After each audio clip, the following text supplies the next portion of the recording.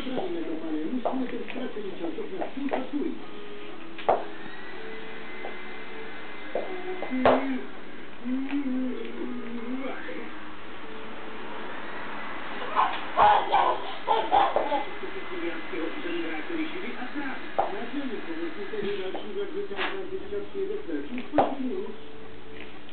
Ale naivní otázka, pane. Třeba jste zapomněl, že dopadl most, když jste to měli včera projít.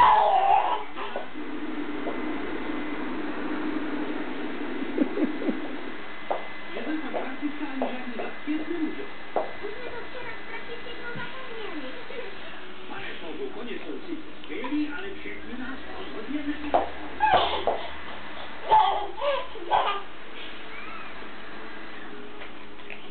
Mám řešení, drazí přátelé.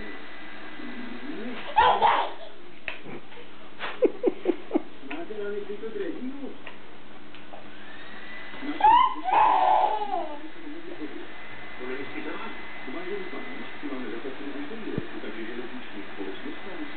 Kaju, Kaju.